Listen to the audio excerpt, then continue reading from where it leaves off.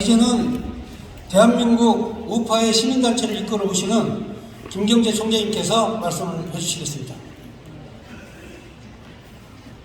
안녕하십니까.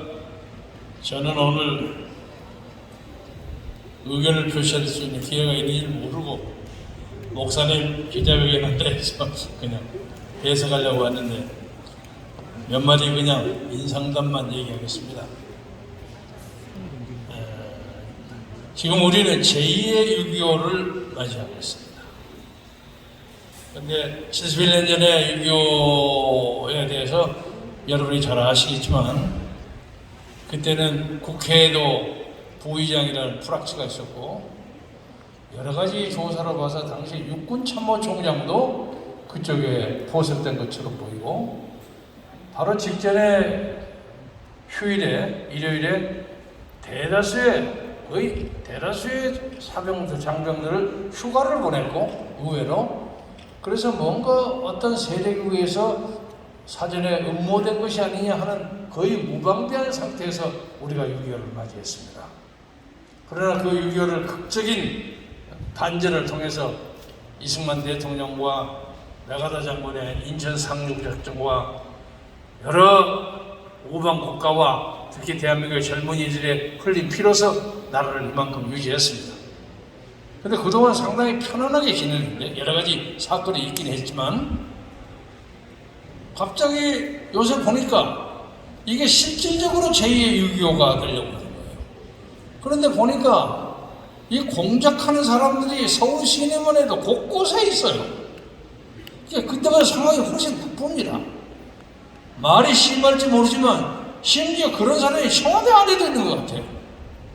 뭐 정당에는 말할 것도 없고 그래서 지금 차별금지법 얘기를 여러분이 하셨습니다. 목사님을 통해서 여러분이 하셨는데 저는 이것을 이 정부가 자기들이 꾸미는 거대한 음모의 본질을 회피하기 위한 하나의 다른 사건이라고 생각합니다. 이건 간단한 사건에 불과합니다. 이 사람들이 하고 있는 것은 개헌을 통해서 이 사회를 개헌이니 무슨 연방제니 하는 말을 붙이지 아니하고 슬그머니 사회주의화 시키려고 하는 작업을 하고 있습니다. 그래서 내년 3월 9일 대통령 선거가 이 상황에서 진짜로 가능이나 할 것인지 하는 것에 대한 근본적이고 원천적인 의문이 생깁니다.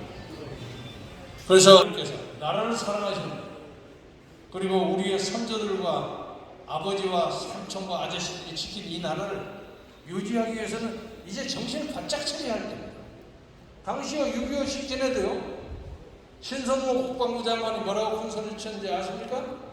북한 놈들 저거 별거 아니야. 새벽에 공격하면 아침은 해주에서 먹고 점심은 평양에서 먹고 저녁은 압록강 저 배에서 먹는다고 큰 소리 쳤습니다.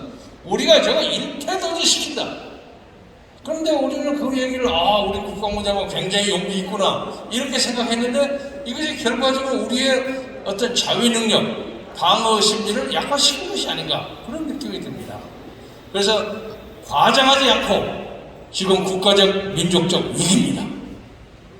그래서 우리는 이번에 이런 제2의 6.25에 대한 방비도 하려니와 내년 3월 9일에 있을 대통령 선거에 대비해서 지금 저쪽에 더불어민주당은 뭐 이재명이니 뭐 등등이니 전당대회 일자니 뭐 하고 있는 거 그건 그대로 놔두고 그리고 거기는 분화가 될수록 우리에게 나쁘지 않습니다. 분화가 많이 될 겁니다. 이쪽에 소위 우파의 문제인데 흔히 하는 말로 좌파는 부패로 마음하고 우파는 무슨 분열로 막았다는 말이 있어요. 그런데 여기서 보니까 대통령을 하겠다는 사람 쭉 보면 장점도 있지만 다 약점이 조금씩 다 있어요. 근데 약점을 한참 얘기를 하다 보면 이거 단합을 하기가 어려워요. 예를 들면 유남욱의 전 검찰총장에 대해서 요새 제가 좀 지지하는 것처럼 보였던 모양이에요. 지지하는 조건으로 제가 분명한 조건을 걸고 있다는 건 대부분 사람들이 알고 있었는데 오늘 아침에 제가 오면서 핸드폰을 보니까 어떤 사람이 고약하게 저를 욕을 해서 아주 화딱지가 날 정도로 이 늙은 영감탱이야 네가 어떻게 유남욱을 옹호할 수 있다는 말이냐 너 쓸데없는 짓거리 좀 그러니까 이 사람은 전제를 빼놓고 막 욕을 하는 거예요. 이것도 분열 공작의 하나라고 생각합니다. 아직은 구체적으로 우리의 최고 지도자이신 목사님하고 구체적인 디테일을 얘기를 못했는데 사실 오늘 제가 그 말씀을 드리려고 왔어요.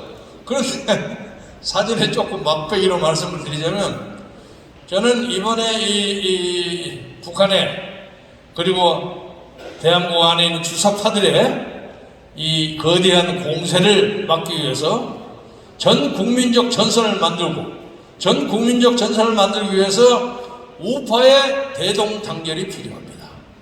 그래서 대동단결을 저는 우파가 공동정부를 수립한다는 자세로 우리 공빈혁명당이 자리를 깔아놓으면 많은 사람들 다 여기 와서 진짜로 아주 자기 실력을 뽐내가지고 전부 경선해라. 경선해가지고 예를 들면 1등하는 사람은 대통령 후보에 나가고 2등하는 사람은 그 다음에 구상된 행정부에서 국무총리하고 이거 이제 선거법상 공직선거법의 문제를 조사해야 하는 것 전부가 그 정부에 참여하는 그런 연합전선을 피면 이길 수 있지 않을까 하는 그런 생각을 가집니다. 그래서 아직 이거는 목사님한테 제가 말씀 못 드렸습니다. 구체적으로 그렇지 않으면 조금조금한 사건을 가지고는 따지기 시작하면 저쪽에 분열 공작에 우리가 할 일 없이 넘어가지 않는가 이런 문제에 대해서 국민 여러분들 자유민주주의를 지킨다는 원칙 목사님 지금 말씀하시죠. 자유시장 경제, 한미동맹, 기독교 입국 저는 기독교 입국을 목사님에게 자꾸 이거 목사님 미안합니다만 신앙의 자유, 종교의 자유를 바꿉시다. 그래서 불교도 카톨릭도 올 거 아닙니까? 그 말은 옳아요. 이렇게 말씀하시더라고요. 이것을 지키고 전제하는 사람에 한해서는 개인적인 약간의 흠결을 국민 앞에서 사죄하고 사과하고 그리고 대동단결해서 나는 뭘 하면 이러한 나라를 만들겠다 하고 토론해서 우리가 지금 이 고영일 대표님 계시지만 우리 지금 기본적으로 확보된 당원이 50만을 넘죠. 저기 국민의힘 아무것도 안 해요. 우리는 100만, 200만 만들고 여기서 팔을 붙이면 휩쓸어 버립니다. 그렇게 만들어서 새로운 국가를 건설하는데 여러분의 뜻깊은 지원과 뜨거운 지원이 있기를 바라면서 말씀을 마치겠습니다. 감사합니다.